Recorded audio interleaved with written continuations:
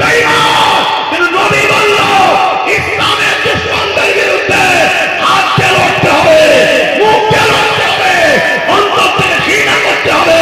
তুমি তা না করে যদি চালাই হাত ধোকা নাই তো, হাত ধোকা নাই তো, হাত ধোকা নাই তো। অন্যায়ের বিরুদ্ধে হাত দিয়ে লড়ো, রাজ্য সরকারের বিরুদ্ধে হাত দিয়ে লড়তে হবে। যদি হাতে ক্ষমতা না থাকে মুখ দিয়ে প্রতিবাদ করতে হবে। এই রাজ্যের সরকার তুমি এই কথা বলেছো, অন্যায় বলেছো, হয় ক্ষমা চাও, অন্যায় ভোটটা দিয়ে দিল্লিতে চাও। এই কথা বলা দরকার আছে না? যদি মুখ দিয়ে বলতে নাও পারো, রাজ্য সরকারের এই অন্যায়ের জন্য একে ঘৃণা করে এর থেকে সরে যেতে হবে। এই তিনটের মধ্যে কোনোটা যদি না পাওয়া যায়, তার মধ্যে রাসূলুল্লাহর হাদিস অনুযায়ী ঈমান নাই, ঈমান নাই, ঈমান নাই। হতে পারে বিশ্বাস কিন্তু বেঈমান, হতে পারে পীরজাদা কিন্তু বেঈমান, হতে পারে আলেম মুফতি কিন্তু বেঈমান, হতে পারে মুসলমান হাজী সাহেব কিন্তু বেঈমান। কিন্তু নবী বলল ইসলামের দুশমনদের বিরুদ্ধে হাত দিয়ে লড়তে হবে, মুখ দিয়ে লড়তে হবে, অন্তর থেকে ঘৃণা করতে হবে। তুমি তা না করে যদি চালালি করো, তুমি বেঈমান, বেঈমান, বেঈমান।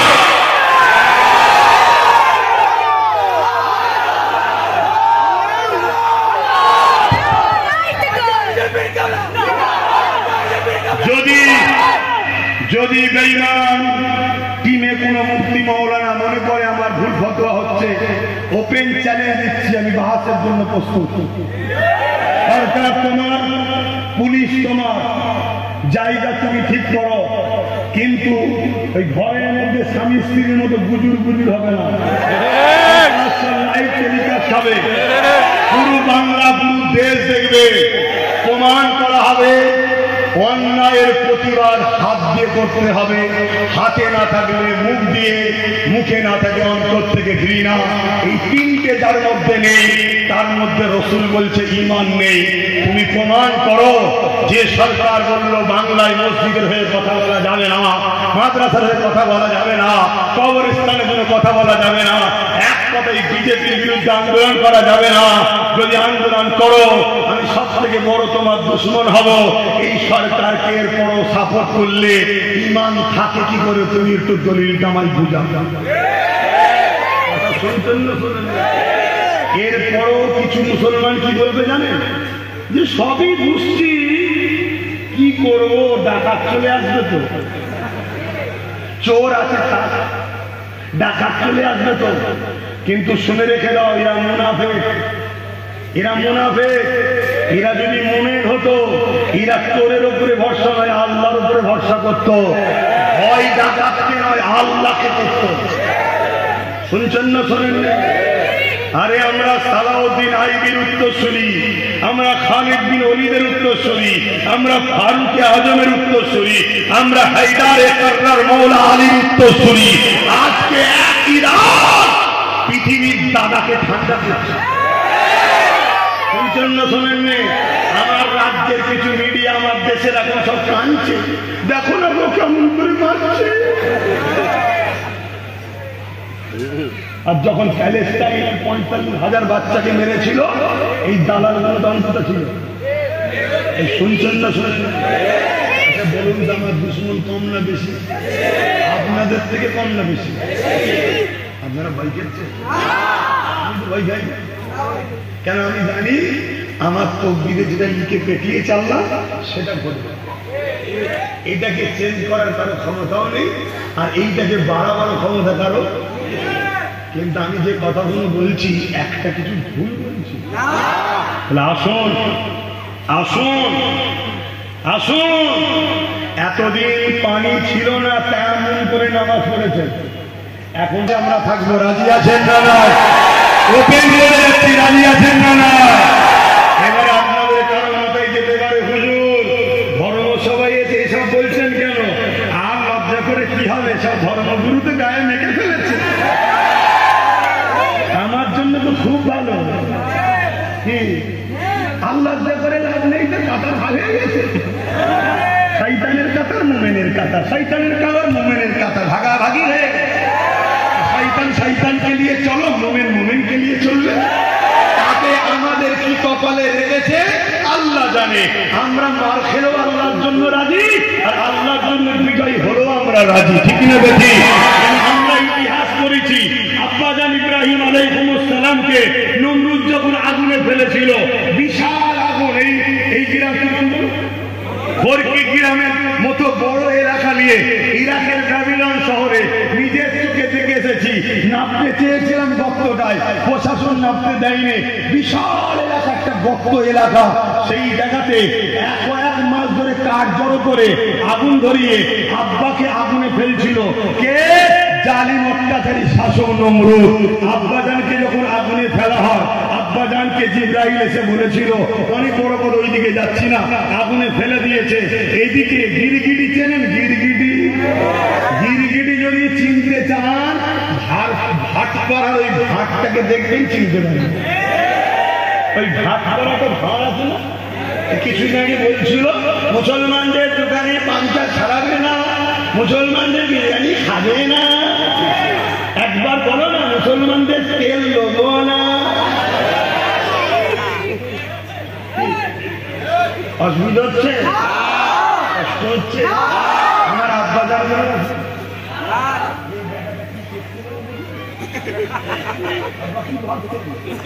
আব্বা কোনো কিছু জিজ্ঞেস করছে আব্বা আমি তো আপনাদের ছেলে দিনের বাচ্চা মানে আপনারা আমার বাপের ভাই কি ভাই আমার বাপে আমরা তো আপনাদের সন্তান বলুন বাবাজি ভুল করছে নাকি একটু বাপেরা বলুন হ্যাঁ কি না বলবেন তো ভুল করছি নাকি আবার বাপেদের টেনশন হচ্ছে ওই বেটা বলতেও পারছি নি কোথা গিয়ে ফটো তুলে নেবে কালকে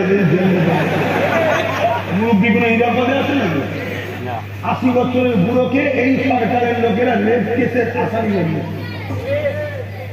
এরা কত বড় অমানুষ বুঝতে পারছেন 80 বছর বয়স কেস দিয়েছে কি রেপ করে কত বড় জঘন্য ভাবতে পারছেন তবে আমি দুটো কথা বলবো একটা কথা যেটা বলছিলাম আব্বাকে যখন আগুনে ফেলেছে গিরগিটি এসে ফু নিচ্ছে যাতে আগুন ধরে আচ্ছা বলুন তো এই বিশাল আগুন ধরে আছে ওতে গিরগিটির ফুঁয়েতে আগুন কি কিছু বাড়বে কমবে কিছু ব্যাপার আছে কিন্তু গিরগিটি ইব্রাহিম নবীর পক্ষে না বিরুদ্ধে আর আজ নাই ছেলে ও এসে চোঁচে করে পানি নিয়ে এসে দিচ্ছে আচ্ছা বলুন তো আজনায়ের চোঁচের পানিতে ওই আগুন কমা বাড়ার কিছু আছে কিন্তু ইব্রাহিম নবীর পক্ষে না বিরুদ্ধে আল্লাহ খুশি হয়ে গেল জিব্রাইল ফারিস্তাদের নিয়ে দেখাচ্ছে দেখ আমারই সৃষ্টি দুটো একটা গিরগিটি আর একটা আজনাই দেখে আজনাই আমার ইব্রাহিমের পক্ষে বাধা হচ্ছে বেঁধে যখন ফেলবে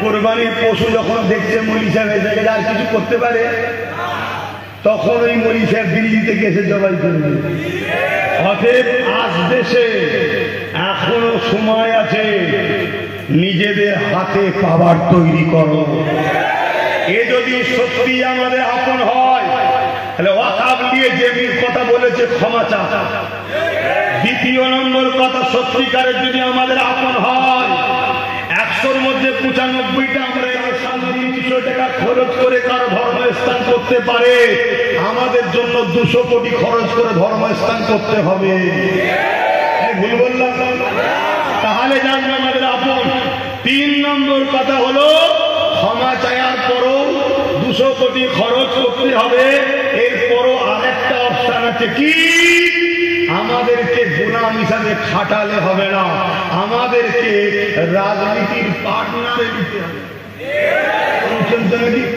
অর্থাৎ চেয়ারের 4টে পায়ার একটা পায়া আমাদের ঘরে দিতে হবে কেন চাইছি আজকে খুব ঠান্ডা মাথায় ভেবে দেখো ধরো ইনি ক্ষমতায় বসে আছে 4টে পায়ার মধ্যে একটা পায়া যদি আমাদের হাতে থাকতো তাহলে ওই চেয়ারে বসে বলতে পারতো দিল্লি যাও কেন জানে একটা পায়া অন্যজনের পা খুলে দিলে আমি পড়ে যাব তাহলে আমাদের পাওয়ারের দরকার আছে না না ব্যাস আমি আব্বাস সিদ্দিকী হুজুর জলসা করবো ঠিক আছে তুমি ইমাম সাহেব নামাজ পড়বে ঠিক আছে কিন্তু তোমাকে আমাকে ভাবতে হবে এই যুব সমাজকে নেতৃত্ব দিয়ে এদের ঘরে সামনে আগিয়ে পাওয়ার তৈরি করতে হবে।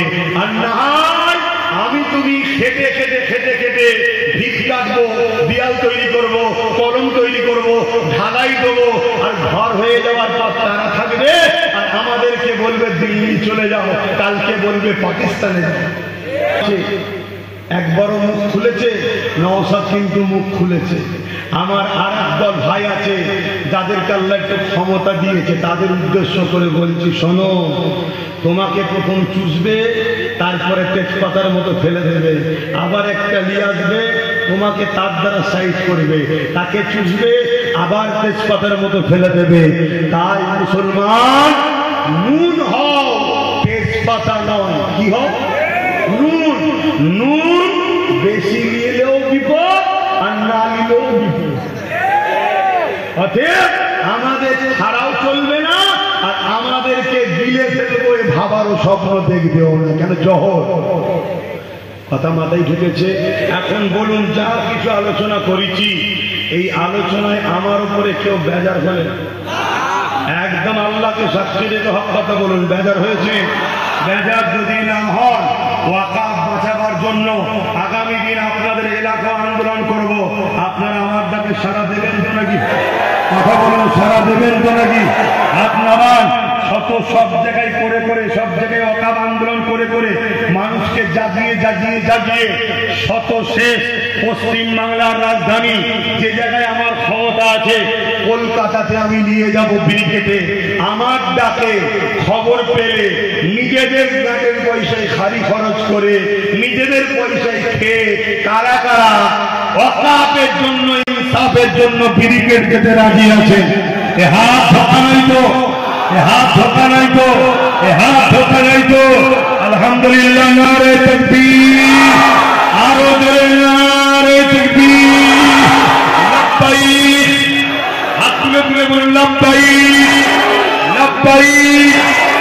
আপনারা বলবেন ইয়া রাসূলুল্লাহ, লাব্বাইক, লাব্বাইক, লাব্বাইক, লাব্বাইক।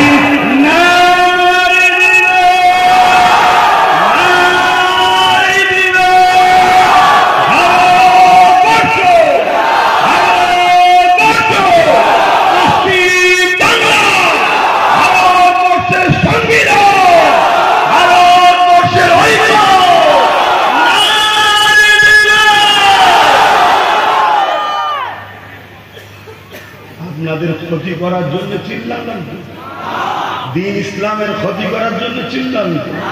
ও, আমি আর আমার ভাই হলাম ইসলামের দুশ্মন, এই জন্যই তো সুপ্রিম কোর্টে কেস করেছে, আর আজও আমি চিল্লাচ্ছি। আর বাকি সব এক হুমকিতে ভয় হয়ে গেছে।